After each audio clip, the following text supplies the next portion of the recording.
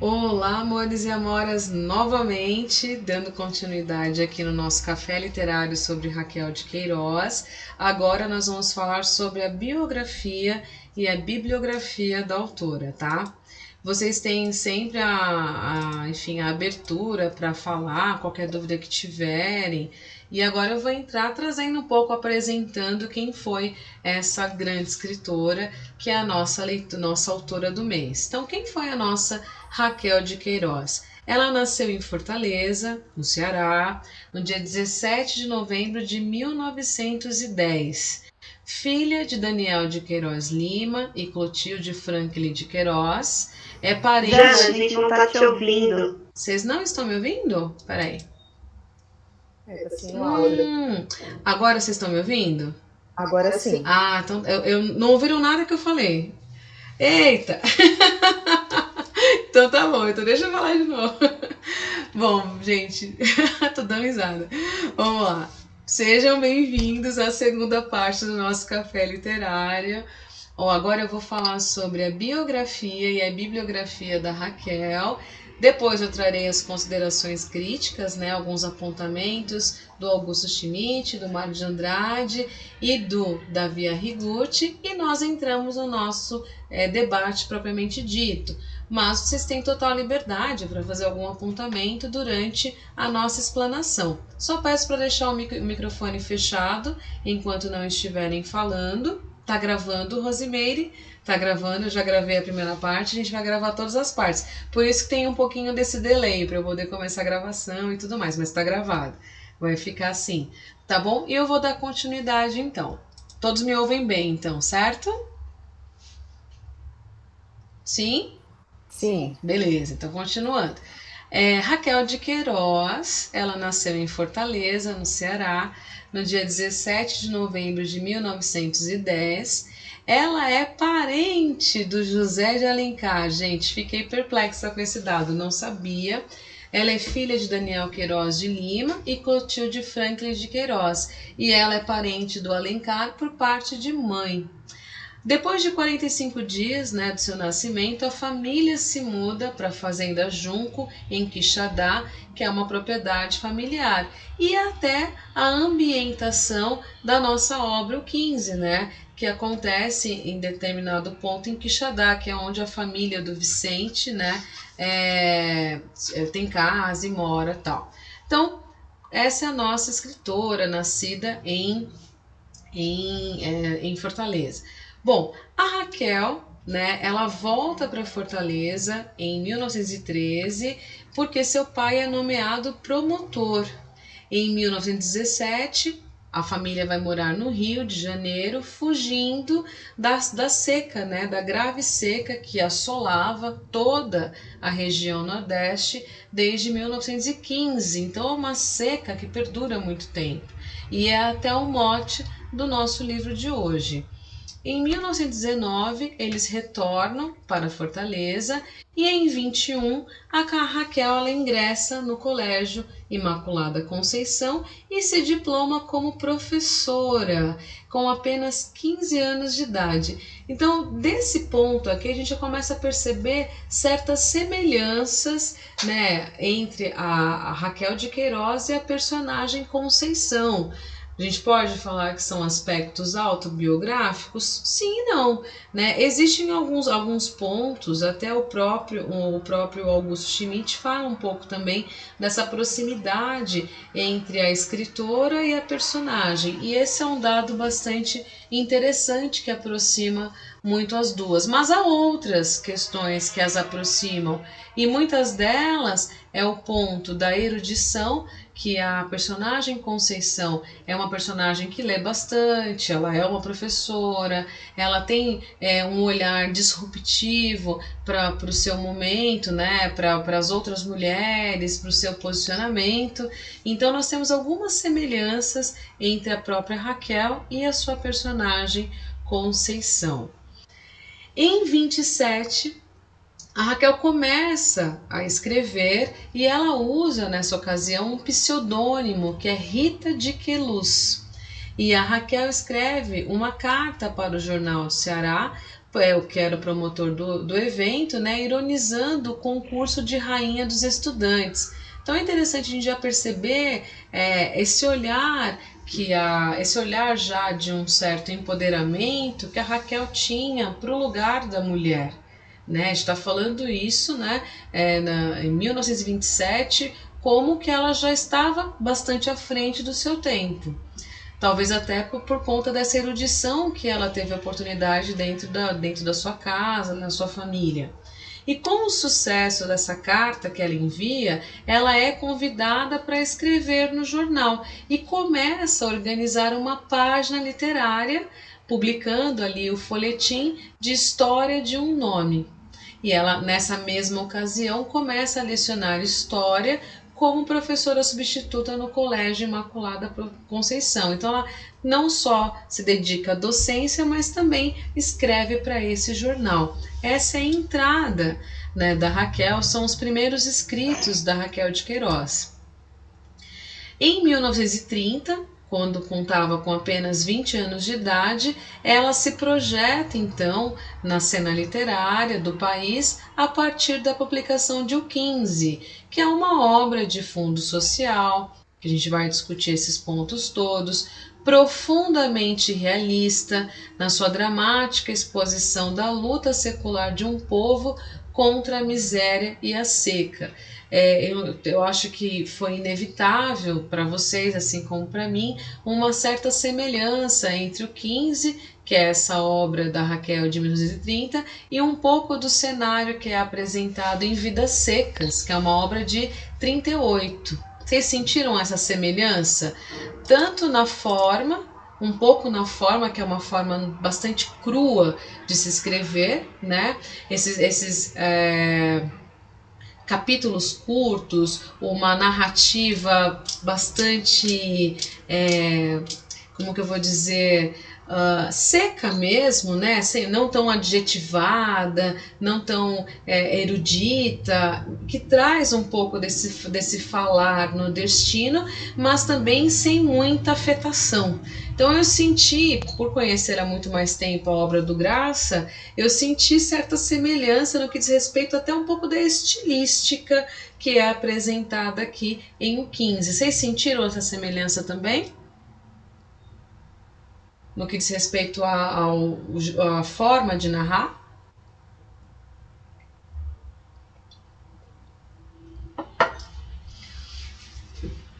Bom, continuando. E aí, peraí.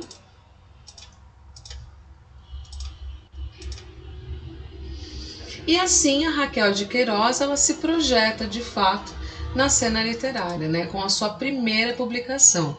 O 15, ele é lançado, né, na segunda fase do modernismo, que é a geração de 30, que a gente chama, né, e ele acaba sendo um importante impulso para o romance regionalista dessa fase.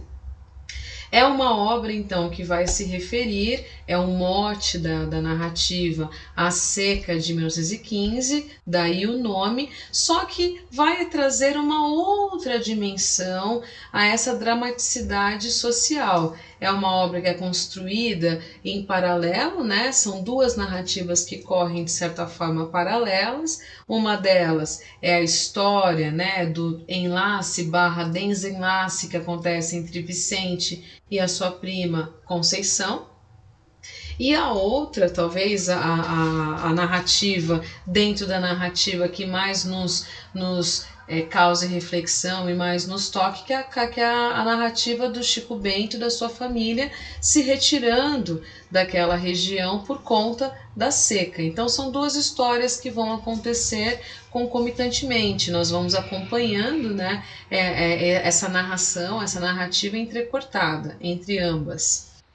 O livro, então, ele vai narrar o êxodo desses trabalhadores da região de Logradouros e de Quixadá, né? Então, mais um dado autobiográfico, que é a região onde existia a fazenda, né, da família de Raquel de Queiroz, situada no sertão cearense, para a capital Fortaleza. onde, né, eles buscavam meios para sobreviver. Em paralelo a isso, a história desse amor impossível, que poderia ser até um certo romance cor-de-rosa, entre a professora Conceição e o vaqueiro Vicente. Na sequência, né, com a publicação de O 15, a Raquel de Queiroz ela começa a exercer uma militância bastante forte no Nordeste, né? Ela se muda em 32 para o Rio de Janeiro, ela se casa com José Alto da Cruz de Oliveira, e nesse ano ela publica João Miguel.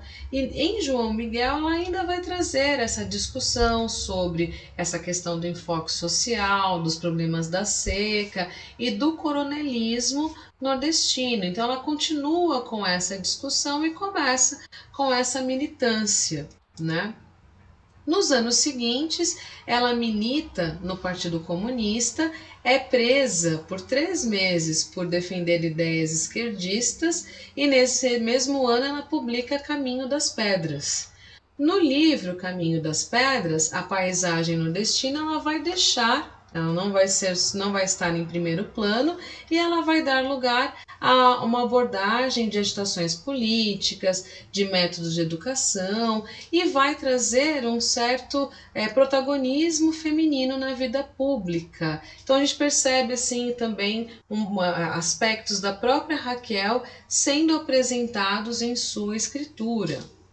Ela se dedica ao jornalismo, né? Então ela começa a sua carreira de jornalista escrevendo para o jornal O Ceará e colaborava também para o jornal O Povo, ambos em Fortaleza. Em 39, ela muda-se para o Rio de Janeiro e passa a colaborar para o Diário de Notícias, o jornal e a revista O Cruzeiro. E ela publica em 40 edições em folhetins o romance O Galo de Ouro. Então ela se dedica, né, muito fortemente à escrita jornalística. Em 88, ela começa a colaborar semanalmente para o Estado de São Paulo e o Diário de Pernambuco e escreve mais de 2.000 crônicas que foram reunidas posteriormente em vários livros. Além de ser jornalista, romancista e cronista, né, ela escreve peças teatrais, dentre elas a Beata Maria do Egito, que recebe o prêmio de teatro do Instituto Nacional do Livro. Então, é uma escritora múltipla, né? Dedica-se à escrita de romances, crônicas, ao jornalismo e não só isso, a traduções também. Ela também se dedicou à tradução para o português de mais de 40 obras. Foi membro do Conselho Estadual de Cultura do Ceará, participou da 21ª sessão de Assembleia Geral da ONU em 66 e serviu como delegada do Brasil, trabalhando especialmente na Comissão dos Direitos do Homem. Ela foi membro do Conselho Federal de Cultura desde a fundação em 67 até a extinção em 89 e entregou o quadro dos sócios efetivos da Academia Cearense de Letras. Então são as contribuições também em outras esferas da Raquel de Queiroz. E só ela, na verdade, reconhecidamente, né, inicialmente ela foi a primeira mulher a fazer parte da Academia Brasileira de Letras, embora não deveria ter sido a Júlia Lopes de Almeida que participou da concepção da Academia Brasileira de Letras, como a Monique bem nos colocou no início da nossa discussão. E ela, né, em 77, em agosto de 77, ela é eleita no dia 4 de agosto, vencendo por 23 votos a 15 o jurista Francisco Cavalcante Pontes de Miranda, e ela entra à Academia Brasileira de Letras, tomando posse no dia 4 de novembro de 77. Ela ocupa a cadeira de número 5, né? Entre agora em relação a outras obras da Raquel de Queiroz, Memorial de Maria Moura, que é uma obra bastante conhecida por nós, né, que foi inclusive televisionada, transformada em minissérie, sucesso de audiência.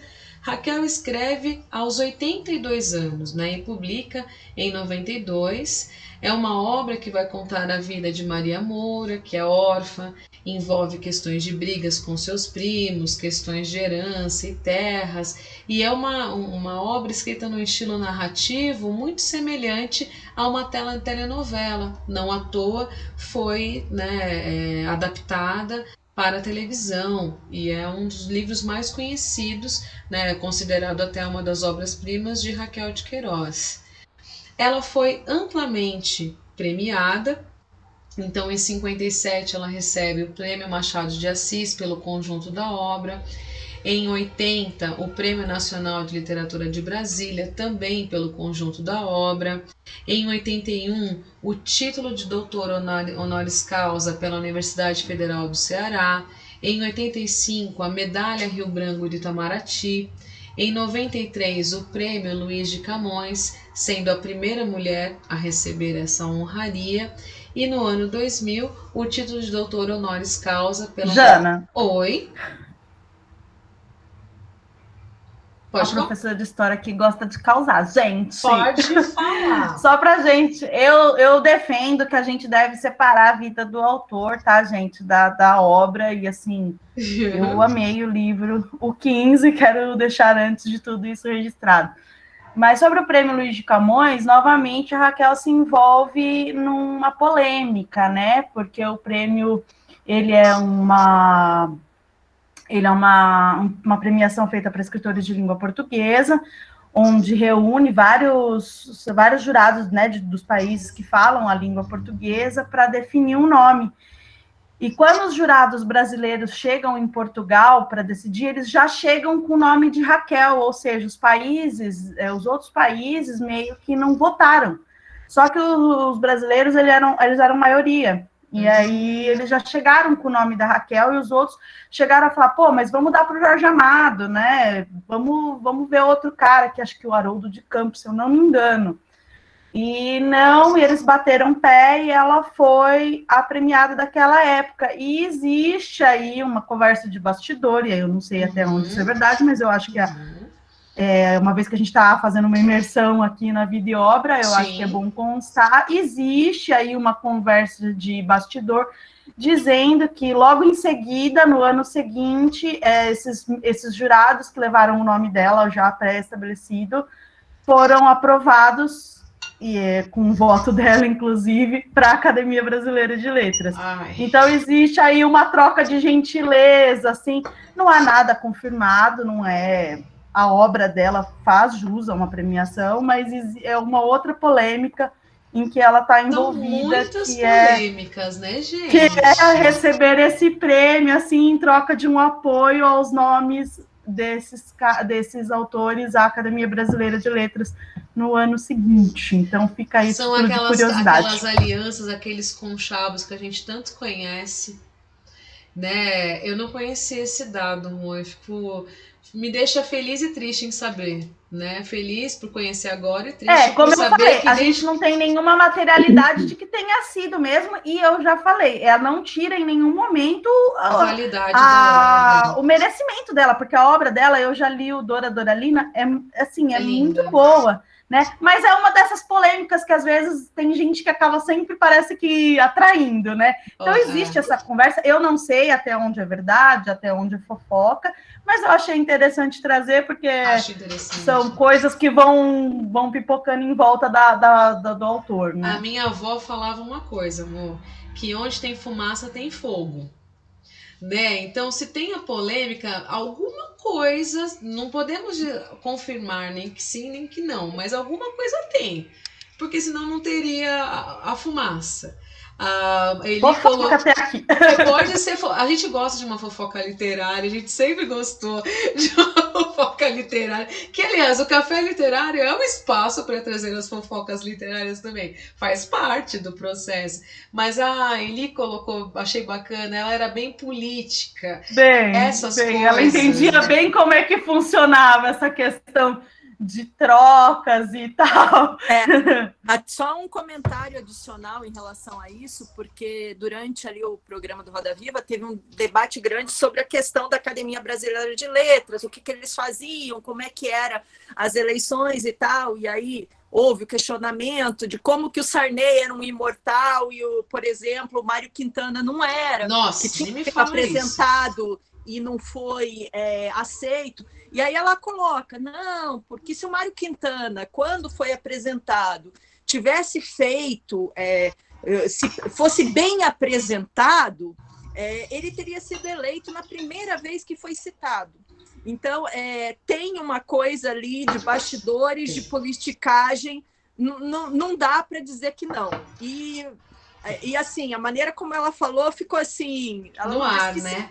Não, mas ficou aquela coisa muito clara, da mesma forma que questionaram como juristas entravam. Então, tem aí uma troca de favores, que pode acontecer, como ela mesma colocou, que a Academia Brasileira de Letras não tem nada a ver com o governo, não tem nada a ver com nada, é uma instituição privada. Bom, então, nem sei como é que é mantido, mas até endossando um pouco a fala da Déia, que é aquele poema famosíssimo do Quintana, né? Vocês que aí estão atravancando o meu caminho, eles passarão, eu passarinho. Então chega num dado momento em que o Quintana ele lava as mãos mesmo e fala, deixa pra lá, né? E vive como vive, morando num quartinho de hotel até o final da vida. A gente já fez um café, já falou sobre isso, e é sempre pra mim pensar Quintana e pensar que ele não foi devidamente reconhecido é muito doído. Eu acho muito doído. Principalmente por questão de politicagem. É terrível pensar. Né? É o Mijuca da literatura, ele falou tudo. Falou tudo. Eu adoro essas polêmicas. E assim, a gente percebe que a nossa querida Raquel está envolvida em várias polêmicas, né? Ô, bichinha. Ô, bichinha. Vamos lá. Voltando aqui. Obrigada pelo posicionamento, Mo. Não conhecia e achei minimamente curioso. Bom, ô, Jana, tem alguém que escreveu aí que a Nélida Pinhon, ela fala que você precisa querer, você precisa se inscrever para fazer, a Nélida fala, né? Você precisa querer, você precisa se inscrever numa entrevista e depois você tem que visitar todas as pessoas que vão te apadrinhar. Tanto entendeu? Que tem a votação também, né? Você viu que ela ganha, a Nélida, né? Numa entrevista dela, não sei se foi com relação a Clarice, alguma outra personagem que perguntaram. Não, ela nunca quis, porque para você fazer parte, você precisa se inscrever e depois você precisa visitar. Imagina que a Clarice faria isso. Ia fazer uma coisa dessa. Imagina, a Clarice, ela era, olha, minha escritora, mas ela era meio antissocial. Jamais! Mas eu acho que essas visitas aí, esses apadrinhamentos, é uma questão política mesmo, não tem muito jeito, né? E professora, o Quintana não faria isso, o Quintana também não faria isso, jamais não. Tá? O Quintana faria isso. Eu fiz os 100 anos do Mário Quintana, trabalhava em jornal na época, entrevistei a sobrinha dele, a Helena Quintana. Também. E ela disse que o tio era extremamente irônico, o tio não participava de panelinha nenhuma. O tio tinha as pessoas que ele queria bem, os afetos dele, e o passarinho foi justamente uma ironia, um deboche. Deboche. Top pra vocês. Aí, não tô nem aí. Jamais. Mas assim, o que eu penso é um escritor da qualidade do Quintana. Não ter, assim, entende? Ele teria de ser reconhecido pela qualidade do que ele produzia e não por politicagem. É isso que me deixa indignada. Eu fico indignada porque é um grande escritor. Eu sempre que trabalho com Quintana, por exemplo, em sala de aula, os meus alunos eles são apaixonados pelo Quintana. Você percebe como que ele pega naquilo que é mais humano nosso, naquilo que na nossa alma infante, ele vai dialogar com esse lugar de cada um de nós. E politicagem, de fato, não tem nem como chegar perto de uma alma como Quintana. Mas numa entrevista da Raquel de Queiroz que eu assisti, ela disse que ela deixou por conta para fazer essa parte de visitar os apadrinhamentos para os amigos. Ela não fez isso, não. Isso ela fala. Mas, na verdade, ela falou, né, lá nesse Roda Viva, ela falou... quem deveria ter sido a primeira mulher era uma outra que entrou com um mandato de segurança contra a Academia Brasileira de Letras. E daí ela disse, não, eu não vou. Ela disse que se isolou na fazenda, porque ela faz isso todo ano, e deixou o pessoal. Mas essa mulher arrumou um monte de gente para fazer a politicagem. Então fizeram politicagem por ela. Ela não fez pessoalmente, mas teve um cortejo que fez por ela. Mas também não se opôs que o fizessem por ela, né? Vocês fazem o que vocês quiserem. Gente, olha só. Vocês fazem o que vocês quiserem. Pode falar, Dê. Pode falar, Dê. Oi, gente. A questão é a seguinte: a Academia Brasileira de Letras é uma instituição particular, privada, e eles botam quem eles quiserem, justamente porque aquilo ali é uma politicagem. Tanto que tem o Sarney, tem o Paulo Coelho, então aquilo ali não é uma questão de méritos, tá? E eu não estou nem dizendo que eu nunca li o Paulo Coelho, não, porque eu li vários livros dele, mas a gente sabe que, de uma forma literária, ele não tem qualidade, isso é fato. Até privilegiar Cacá Diegues no lugar da Conceição Evaristo diz bem sobre... Sim, os sistemas, né? A academia Brasil sendo Brasil. Privada. Eu tenho uma amiga que trabalha lá, é uma instituição privada, eles podem botar quem eles quiserem. E a Raquel. Brasil sendo Brasil eternamente. Os coronéis sendo coronéis eternamente, né? Exato. A Raquel de Queiroz, que apoiou a ditadura, e não é isso, a gente sabe também, né? Então, que foi o problema dela com o Caio, não é? Mas, exato, ela é de uma família elitista, ela é amiga do Sarney, era amiga do Sarney, da família, as famílias eram amigas, etc. Então, assim, qual o valor? Na verdade, a Academia de Letras é como o Oscar, é uma politicagem, como essas premiações, entendeu? A gente tem o filme do Oscar, mas tem outras premiações, como o Festival de Cannes e tudo. Isso até o Nobel, gente, até o Nobel. Entendeu? Não, mas assim, nesse ponto também na entrevista ela foi bem clara, ela falou assim, é como se fosse ali um grupo de amigos com os quais gostam de conversar, então você vai querer, alguns até você poderia não gostar no início, você acaba aceitando, porque você nem votou naquele, mas assim, é um grupo de gente que gosta de discutir literatura, discutir algumas coisas, mas é a minha panelinha. Ela foi bem clara. Né? Olha, desculpem lá eu intrometer-me. Poderei só aqui falar de um assunto. Eu penso que nós nos estaremos a desviar do objetivo fundamental, que é a obra. Eu não conheço, nunca li nada da autora, mas pela descrição que foi feita, ela insere-se no movimento neorrealista. Ora, inserindo-se nesse movimento, ela denuncia questões sociais, pronuncia-se sobre aquilo que está mal, tentando levar com que as pessoas pensem e mudem aquilo que está mal socialmente. Portanto, nesse sentido, talvez mais do que a pessoa, o que nos interessa aqui é a obra. E eu falo dos escritores portugueses que se inserem na mesma corrente e que são excelentes, e deixo-vos também estas dicas, como é o caso do Soeiro Pereira Gomes, com uma obra extraordinária que é Os Esteiros, que retrata precisamente as condições de vida das crianças muito novas, forçadas a trabalhar, sem escola, sem comida, aqui nas margens do Tejo. Deixo-vos também Miguel Torga, que vocês conhecem de certeza, que é mais conhecido. Sim, mais conhecido. Mas tem também o Alves Redol. Portanto, ela insere-se nesta corrente neorrealista de denúncia social. Por isso é que o Doug dizia que é paradoxal como é que ela pode ser comunista e, ao mesmo tempo, apoiar a ditadura. É por isto. Portanto, é aqui que estes dois polos, que é a denúncia social, é o idealismo de tentar denunciar o que está mal e mudar o que está mal, e depois a frustração de não conseguir, e muitas das vezes os idealistas têm estas coisas horríveis. Como não são homens de ação, não percebem que as ideias podem matar.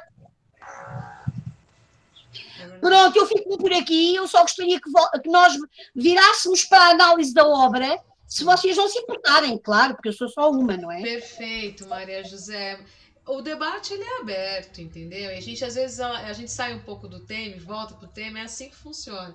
Mas eu acho que tem uma coisa. Eu não estou incomodada, não estou incomodada, não me incomodaram. Tem uma coisa muito importante que você falou, muito importante, que eu acredito muito, que a obra ela se sobressai.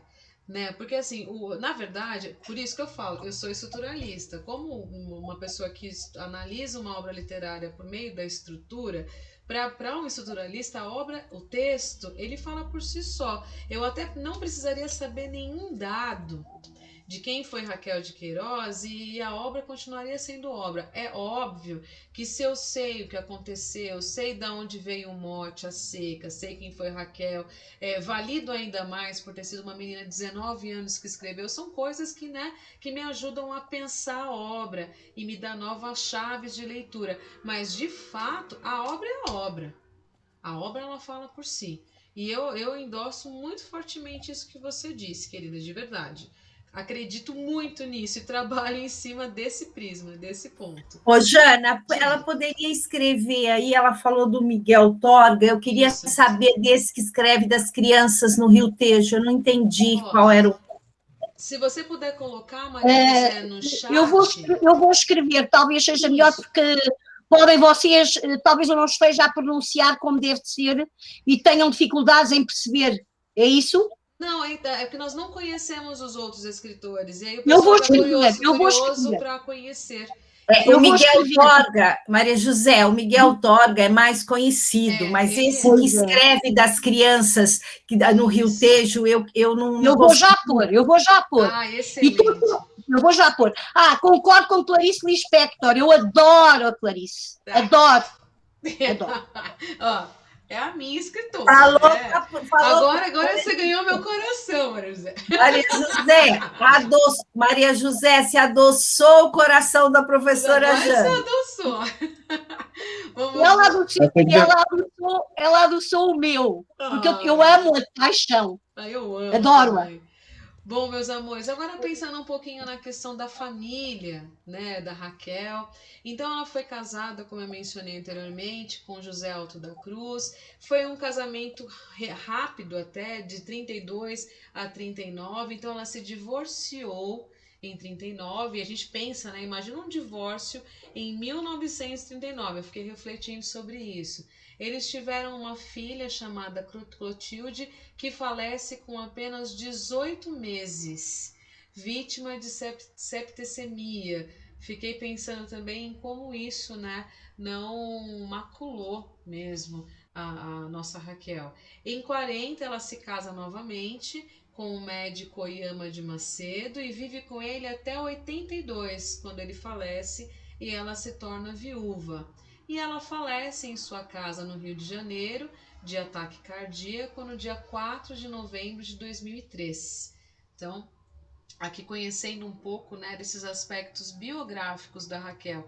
Aqui nós temos a bibliografia dela, depois eu disponibilizo para vocês esses slides para quem quiser, né? Então, ela teve o 15, José Miguel, Caminho das Pedras, As Três Marias, A Donzela e a Moura Torta, O Galo de Ouro, Lampião, A Beata Maria do Egito, 100 Crônicas Escolhidas, O Brasileiro Perplexo, O Caçador de Tatu, Menino Mágico, Dora Doralina, As Menininhas e Outras Crônicas, O Jogador de Sinuca e Mais Historinhas, Cafute e Pena de Prata, Memorial de Maria Moura, Cenas Brasileiras, Nosso Ceará, Tantos Anos, Memórias de Menina e Pedra Encantada. Então essa aqui é a bibliografia completa da Raquel. Muito bem. Professora? Diga, meu bem, pode falar. É só para não perder o fio da meada. Eu prometi hoje para mim mesmo, por isso que eu estou quietinho aqui, que eu não me envolveria em temas políticos, porque Raquel de Queiroz ela pede, né? Me fez pisar na terra dos afetos. Tanto é que quando lá no início eu fiz assim, quando você falou da emoção. Mas é que veio para minha cabeça algo que me ocorreu, porque eu estudo muito a questão dos movimentos, né? E uma coisa que eu trago muito aqui também é a questão do romantismo, que é uma coisa que me marcou muito. principalmente por causa da história da arte, um curso de história da arte que eu fiz há 2 anos atrás, que eu aprendi muito, assim, me deu uma outra perspectiva, que é estudar os movimentos literários e o que acontece ao redor, historicamente, não só em literatura, mas em pintura, principalmente, né? E daí você acaba tendo uma visão do todo, global, uma análise de conjuntura. E a Raquel, o que acontece? O romantismo no Brasil, ele não aconteceu como ele acontecia na Europa, porque tudo que chega do pré-modernismo até o modernismo chega sempre muito atrasado no Brasil. É sempre uma reflexão europeia. Sim. Até que nós começamos a ter uma obra, uma arte brasileira. Sim. Né? Então, o que acontece? Tem que ver 1930. A Raquel, ela foi muito esperta. Vamos dizer que esses autores são muito espertos. O Guimarães Rosa foi muito esperto. Eu sempre trago ele aqui para dizer isso. Porque ele ia fazer etnografia de audiência no meio do sertanejo. Em 1930, o que nós tínhamos? Nós tínhamos a industrialização do Brasil e a urbanização do Brasil.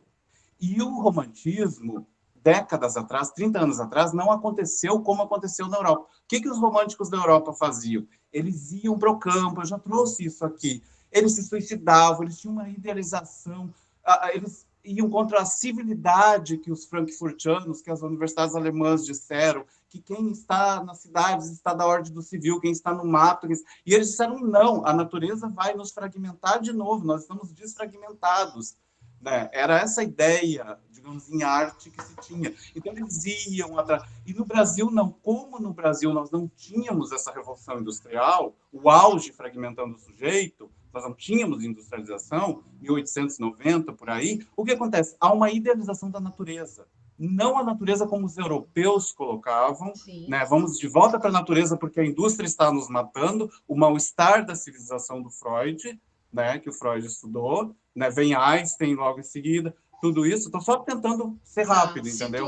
E o que em 1930 nós temos o auge, e nós temos uma arte, Anita Malfatti, nós temos o auge de uma plasticidade industrial. O Abapuru, figuras, a Di Cavalcanti, figuras geométricas, entendeu? E o que a Raquel faz? Ela traz a natureza de volta, ela é muito esperta em 1930. Ela traz de volta, ela dá para nós o sertanejo, ela dá isso de presente para nós. E é uma esperteza dela. E eu acho que essa coisa, essa discussão que surgiu aí ela é uma esperteza, a Raquel foi esperta, ela era política. Ela costurou, né? Nesses meandros. E um ponto de vista meu, mas eu vi, mas faz muito sentido. Indo de volta dessa forma. Acho que tem que ver isso também, é interessante. Mas, Adalberto, desculpa te cortar. Nesse mundo masculino, nesse mundo politiqueiro masculino, entendeu? Mas, Adalberto, desculpa te cortar, Adalberto, mas você acha que com 15 anos ela tinha tudo isso consciente? Eu acho que... Não sei, é difícil acreditar. 19 anos. Ela tinha 19 anos. 19, isso, desculpa. Mas mesmo assim, é muito jovem para ter todo esse aparato intelectual, cultural e político, não é? Depende muito de pessoa para pessoa, porque assim, eu não queria falar sobre isso agora, por isso que eu disse que eu piso na terra dos afetos, entendeu? Ler esse livro, para mim, eu li esse livro entre 16 e 18 anos, eu me identifiquei demais, porque eu fui criado num fundo de campo, como a gente chama aqui no Rio Grande do Sul. A Malu até trouxe esses termos que ela falou mais de uma vez que ela foi criada na roça, entendeu? E eu sou de fundo de campo, que a gente chama aqui no Sul. E eu li entre 16 e 18 anos, eu já morava com a minha avó, eu saí aos 13 anos do fundo de campo. E hoje, eu reli de novo o 15, com uma outra perspectiva, com uma outra maturidade, com uma outra pessoa lendo, entendeu? Mas eu acho que dependendo da sua capacidade emocional, psicológica e intelectual, você consegue aos 18, aos 19 anos ver uma coisa que eu acho importante. Não, eu acho que essa preparação, eu acho que esse olhar dela para questionar... Porque se você questionar está mais relacionado ao contexto onde ela está inserida, porque veja bem, como ela era filha de ricos, né, de pessoas assim, pela própria história mais ou menos da Conceição que a Jana estava falando, né, talvez toques autobiográficos. Então, assim, você vê que ela tinha uma condição privilegiada de estudar e por como ela também estava cercada de pessoas com estudo, então ela, com 19 anos, obviamente ela tinha um olhar mais apurado para as coisas pelo próprio desenvolvimento e pelo próprio ambiente onde ela vivia, né? Porque Mas ela não é... Então, assim, mas eu não acho que ela tenha como, assim, que tenha sido racional, uma escolha escrever o 15 tenha sido racional. Eu também, eu entendo o que você quer dizer, Lia. Porque assim, eu não estou questionando a produção literária dela, ou, eu acho que ela ou foi a capacidade com 19 anos de ter feito uma obra brilhante. Não é isso o meu questionamento. O questionamento é se ela teve deliberadamente a esperteza de se colocar, entendeu? Eu também não percebo uma deliberação. Mas é só um questionamento meu também, não tenho certeza de nada. Vendo as histórias desses artistas, principalmente a parte logo depois da modernidade, você pega a arte útil, esses caras, muitas vezes, vendo a realidade que eles têm ali, eles se viram do avesso, cara. Eles têm uma perspectiva de mundo que a gente, cidadão ordinário, da ordem do dia, da ordem do comum, a gente não tem, sabe? Então, assim, eu já vejo de um outro lado. Eu acho que, assim, ó, não que seja uma coisa tão racional assim, mas que há uma busca, eu vejo dessa forma, ou estudando as histórias desses autores... Faz até sentido, Adalberto, porque se a Jana trouxe aqui pra gente que já em 27, ou seja, 3 anos antes, né, com 16, ela já escrevia para o jornal, então eu até entendo o que você quer dizer. Ela percebia que havia uma necessidade de narrar o outro lado, mas eu não acho que tenha sido deliberado para poder alcançar uma ascensão, por exemplo. Deliberado, não é deliberado, não é dessa forma tão assim, tão convicta, entendeu? Deliberado. Mas são caras que eles estudam. É porque a esperteza, social, que no sentido que você aplica assim, esperteza. O que assim, ó, tipo, que eu quero dizer é o seguinte, é uma coisa importantíssima. Tipo, o fato dessa personagem ser autobiográfica ou ser um alter ego, entendeu? Tipo, ela ir para a fazenda, ela conhecer essa realidade. Então, sim, quem conhece pode... Se eu não conheço, eu não gosto e eu não tenho como falar a respeito. Tá. Mas ela conhece essa realidade. E tem um detalhe muito importante ali, ó. Como diz a personagem, ela ia magrinha, professora, ela volta e a natureza, o quê? Ela está fragmentada pelo urbano. Ela volta gorda, ela volta inteira, ela volta, né, alimentada. Adalberto, desculpe lá, mas eu não concordo consigo quando diz eu não conheço, eu não gosto. Não, não é verdade. Eu só não gosto quando eu não compreendo. Eu falei a grosso modo, entendeu? Eu falei. Pois não. Eu até gosto de coisas que não conheço. É muito fácil gostar de coisas que não conheço, desde que eu entenda. Eu falei de uma forma grosseira, né, Maria? Pois, mas eu acho que nos devíamos voltar para a obra, não é? Vamos lá, vamos voltar para a obra. Bom, posso falar da obra, já que vocês estão voltando para a obra? Desculpa te cortar. Não querendo te é só fazer um link com o que ele estava falando. Pode. Conceição ser autobiográfica. Até quando você mesma falou que podemos até enxergar algumas coisas de autobiografia na Conceição, né? Sim. Eu questiono isso, eu até pensei nisso enquanto eu estava lendo, mas, ao mesmo tempo, eu acho que ela faz uma certa crítica à Conceição. Quando certas coisas que a Conceição fala, do jeito que ela age com o garoto que ela adota, eu senti crítica nisso, eu senti uma crítica profunda, na verdade, de alguém que... Dessa coisa da pessoa que faz a caridade porque ela quer ser bom cidadão, sabe? Eu não sei explicar muito bem, mas eu fiquei bem incomodada com Conceição. Eu não achei...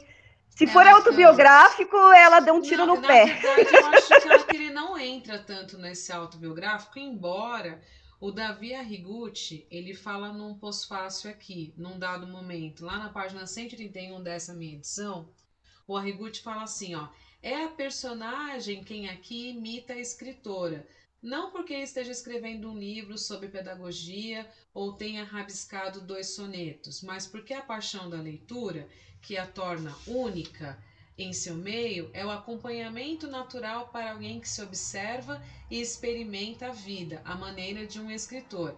A atitude estética diante da existência nasce de sua opção de vida.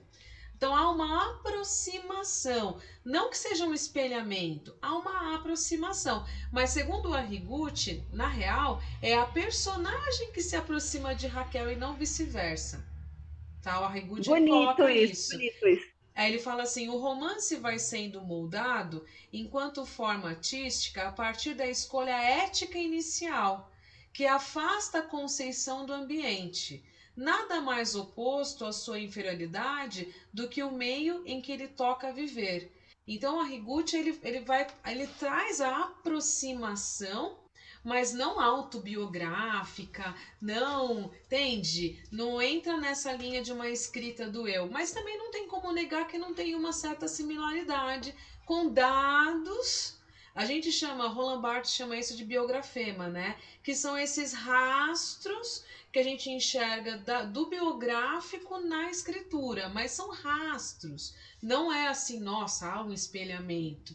Então eu entendo a sua crítica, entendeu? Eu entendo a sua crítica e ela faz sentido mesmo, porque em dado momento a Conceição é muito mocinha para o rock que estava rolando, né? Pro que estava acontecendo no cenário, ela é muito realmente, né? Chega a ser um pouco até irreal em determinados pontos, né? Muito bela, assim, muito Sim. Madre Teresa em algumas coisas, né? E assim, o jeito com que é mostrada a pessoa que tinha dinheiro, que tinha condições em relação a quem não tinha, que estava sofrendo, era uma coisa, eu me senti muito desconectada dessas pessoas, assim.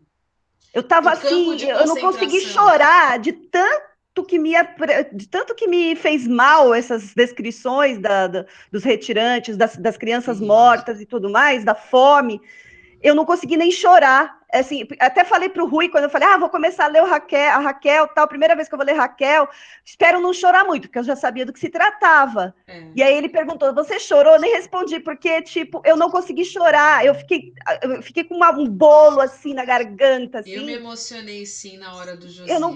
Eu achei que eu fosse chorar pra caramba, mas, Jana, foi tão forte que meu choro não saía, eu fiquei assim...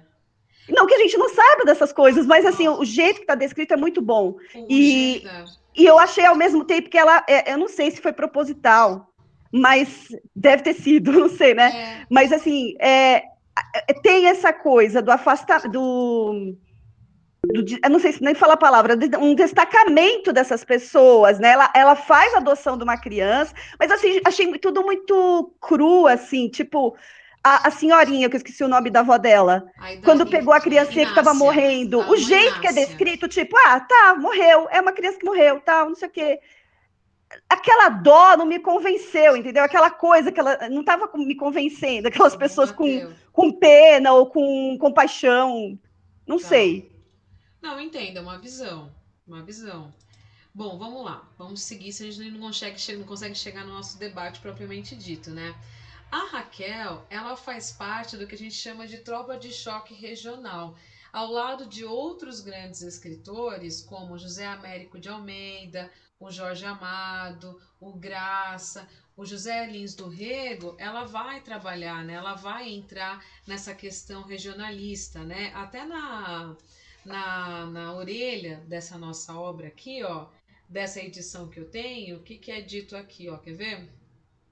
Nananana. Vamos lá. José Américo de Almeida, o autor de A Bagaceira, obra inaugural de um poderoso ciclo das letras nacionais, o do romance nordestino, o baiano Jorge Amado, o alagoano Graciliano Ramos e outro paraibano, José Lins do Rego, completam o mapa.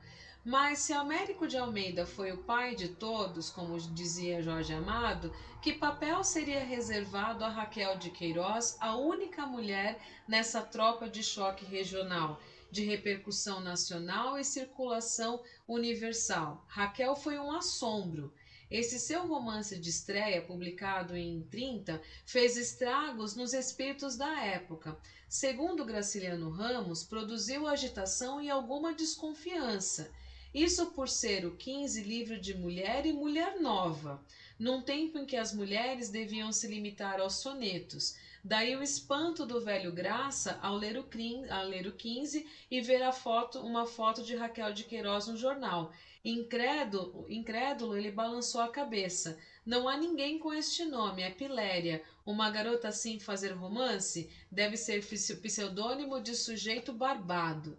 Então, quando a obra chega aos próprios escritores regionalistas, eles ficam muito, né, pensando se de fato teria sido uma mulher que teria escrito um romance, porque até então mulheres não se dedicavam a romances, e se isso era verdade, né? Se isso era real, se não era um pseudônimo. E, dito isso, duas grandes críticas foram escritas no ano da publicação. Uma pelo Augusto Frederico Schmidt e a outra pelo Mário de Andrade. Eu vou trazer algumas falas, tanto de um quanto de outro, para a gente poder refletir para o nosso debate, né? Então, o Augusto Schmidt ele vai falar da importância da obra. Ele vai dizer, é mais um livro sobre a seca. Dona Raquel de Queiroz descreveu alguns aspectos da vida no interior cearense, de onde o livro nos vem, durante um dos períodos mais dramáticos que o Ceará atravessou, devastado por um sol impiedoso sem termo. Em nenhum livro encontrei tanta emoção, tão pungente e amarga tristeza. Então ele vai trazendo a importância da obra e continua. Não será uma obra perfeita. Faltará ao 15 alguma coisa mais para o que possa chamar precisamente de romance. Mas que simplicidade, que sentido perfeito à realidade, que ausência de má literatura, que força direta de contar e de escrever. Nada no livro de Dona Raquel de Queiroz que me lembre nem de longe o pernoticismo, a futilidade, a falsidade da nossa literatura feminina. Eu achei isso bem pesado aqui. É o livro de uma criatura simples, grave e forte, para quem a vida existe.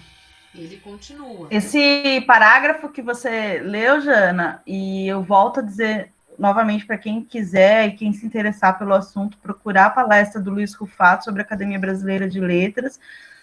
Lá ele fala que há um enterro deliberado de Júlia Lopes de Almeida pelo cânone, e um parágrafo desse só reforça, dizer que mulher não escrevia romance. A Júlia Lopes de Almeida tem um romance que até a Sil citou aí, que é a Falência, que questiona o sistema escravagista, mulher viúva, sexualidade feminina, assim, são obras assim, muito importantes, são romances muito bem construídos, e o cânone esmagou Júlia Lopes de Almeida. E isso aí, ele fala em 1930, a Júlia Lopes de Almeida morre em 34. Falar, então ela já tinha uma produção, falar que não existia uma literatura feminina só prova que havia um enterro deliberado de autoras femininas aqui, só para a gente fazer um parênteses. Não, perfeito, amor, perfeito.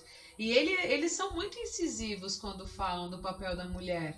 O Mário também tem falas assim, né? E o Schmidt, embora esteja trazendo elogios à obra, ele também vai apontar muito para essa questão, né? E aí, por isso que é dito, a Raquel é sensacional, porque não aconteceu nada até então. A Júlia Lopes de Almeida, como a Monique nos coloca agora, mostra que é uma inverdade, né? Então, são questões para refletirmos. E ele vai falar o porquê que esse livro também é muito importante, que é um livro brasileiro, profundamente brasileiro, que facilidade o se poder chamar um livro nosso de brasileiro, porque a preocupação brasileira que seguiu o nosso movimento modernista quase que retirou dessa circunstância toda a excelência, tornando até uma coisa artificial à força da intencionalidade. É um livro verdadeiramente brasileiro, um livro corrente e claro, livro que consegue manter a forma, mesmo no diapasão com o assunto, na mesma simplicidade que os liga admiravelmente. Então ele considera uma obra que retrate de fato o nosso Brasil. Vai terminar, Jana? Vai terminar. 5 minutos. Peraí, deixa eu só... A Sil já colocou o outro Meet lá? Deixa eu só pegar aqui. Vou colocar, Jana, só um instante. Coloca, por favor, querida, e obrigada por me avisar. Eu tô vendo aqui na gravação que tá 53 minutos. E o Schmidt, ele vai falar que o 15 não é um livro panfletário. Ele vai dizer que não é um livro que reclama nenhuma providência contra a seca. pois seu livro nada tem de caráter panfletário, não amaldiçoa a terra, não força sentimento de piedade com inventivas violentas, nem com lamentações pungentes, né?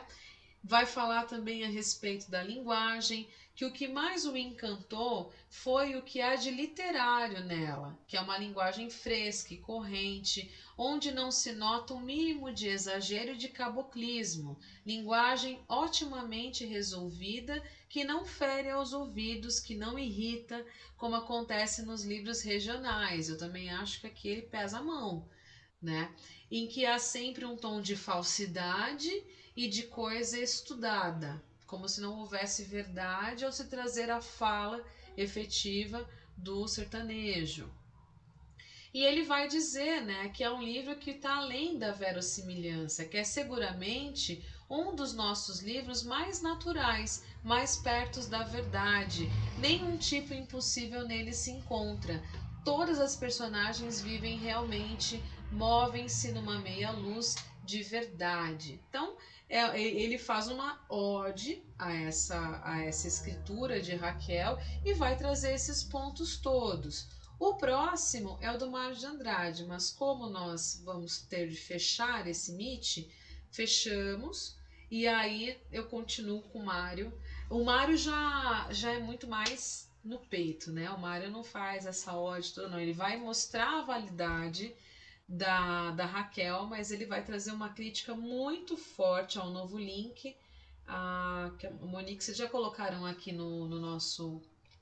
Já, o pessoal está entrando lá. Pode colocar para mim aqui no chat? Não apareceu para mim. Agora vi. Então eu vou fechar aqui. Eu só demoro um pouquinho para entrar porque eu tô fechando a gravação e aí eu já entro lá pra gente continuar, tá? Até já. Minutinhos, tô lá.